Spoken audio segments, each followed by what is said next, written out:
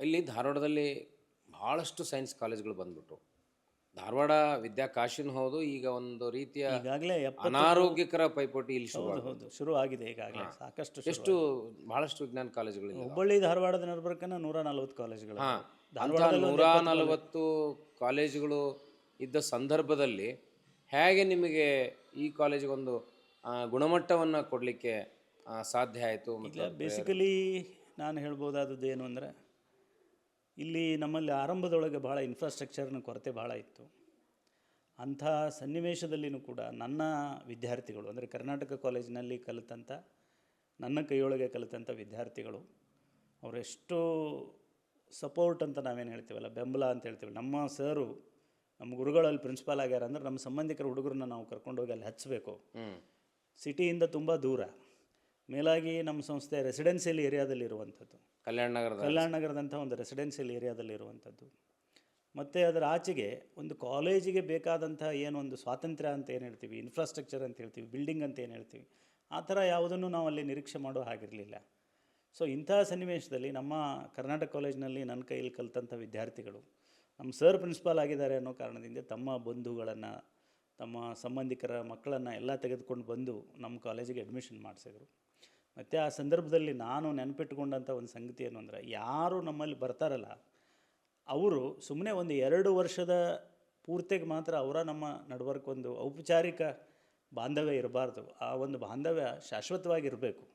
ಸಂಬಂಧಗಳಿಗೆ ನಾನು ಬಂದಂಥ ಪ್ರತಿಯೊಬ್ಬ ಪಾಲಕರಾಗಲಿ ವಿದ್ಯಾರ್ಥಿಗಳಾಗಲಿ ಅವರು ಯೋಗಕ್ಷೇಮದ ಬಗ್ಗೆ ಹೆಚ್ಚು ಕಾಳಜಿ ವಹಿಸಿದ ಕಾರಣದಿಂದ ಸುಮಾರು ಕಳೆದ ಈ 24 ವರ್ಷಗಳಲ್ಲಿ ಒಂದು ರೀತಿ ನಮ್ಮದೊಂದು ಹಿರೇಮಲ್ಲೂರು ಈಶ್ವರನ್ ಕಾಲೇಜ್ ಕುಟುಂಬ ಅಂತಲೇ ಉತ್ತರ ಕರ್ನಾಟಕದಾದ್ಯಂತ ಆ ಥರದೊಂದು ಕುಟುಂಬ ನಿರ್ಮಾಣ ಆಗಿದೆ.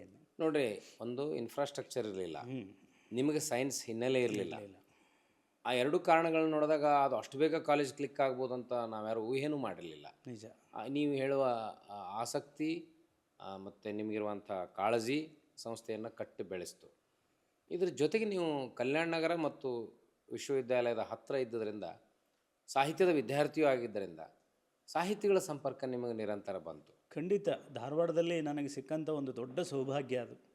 ನಾನು ಧಾರವಾಡಕ್ಕೆ ಬಂದಾಗ ಬಹುತೇಕ ಕರ್ನಾಟಕದ ಭಾಳ ಖ್ಯಾತನಾಮ ವಿಮರ್ಶಕರು, ಸಂಶೋಧಕರು, ಸಾಹಿತಿಗಳು, ನಾಟಕಕಾರರು, ಸಂಗೀತಗಾರರು ಎಲ್ಲರೂ ಧಾರವಾಡದೊಳಗಿದ್ದರು.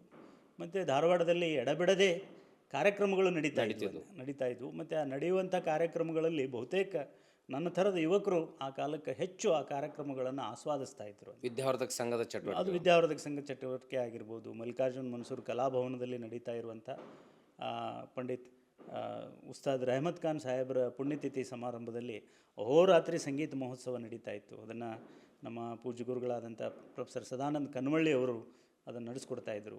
ಹೀಗೆ ಇನ್ನೂ ಬೇರೆ ಬೇರೆ ಕಡೆ ಎಲ್ಲ ಬೇರೆ ಬೇರೆ ಕಾರ್ಯಕ್ರಮಗಳು, ಅದು ವಿಶ್ವವಿದ್ಯಾಲಯದೊಳ ಗಾಂಧಿ ಭವನದೊಳಗೆ ನಡೆಯುವಂಥ ಕಾರ್ಯಕ್ರಮಗಳಾಗಿರ್ಬೋದು, ನಮ್ಮ ಕನ್ನಡ ವಿಭಾಗದಲ್ಲಿ ವಿಶ್ವಚೇತನ ಅಂತ ಒಂದು ಭವನ ಇದೆ, ಅಲ್ಲಿ ನಡೀತಾ ಇರುವಂಥ ಕಾರ್ಯಕ್ರಮಗಳಾಗಿರ್ಬೋದು, ಅಥವಾ ಬಯಲು ನಾಟಕಗಳಾಗಿರ್ಬೋದು. ಹೀಗೆ ಸಾಕಷ್ಟು ಸಾಂಸ್ಕೃತಿಕ ಚಟುವಟಿಕೆಗಳು, ಸಾಹಿತ್ಯಿಕ ಚಟುವಟಿಕೆಗಳು, ಸಂಗೀತದ ಚಟುವಟಿಕೆಗಳು ಧಾರವಾಡದಲ್ಲಿ ಈಗಿನ ಹಾಗೆ ಆಗಲೂ ನಡೀತಾ ಇತ್ತು. ಒಂದು ವ್ಯತ್ಯಾಸ ಏನು ಅಂದರೆ, ನಾನು ಸುಮಾರು ಕಳೆದ 30 ವರ್ಷದ ಹಿಂದೆ ತುಂಬ ಯುವಕರು ಆ ಒಂದು ಸಭೆ ಸಮಾರಂಭಗಳಲ್ಲಿ ಕಾಣಿಸ್ಕೊಳ್ತಾ ಇದ್ದರು. ಆದರೆ ಈಗ ವಯಸ್ಕರು ಮಾತ್ರ ಆ ಸಭೆ ಸಮಾರಂಭಗಳಲ್ಲಿ ಕಾಣಿಸ್ಕೊಳ್ತಾ ಇರೋದು ಒಂದು ವೈಶಿಷ್ಟ್ಯ.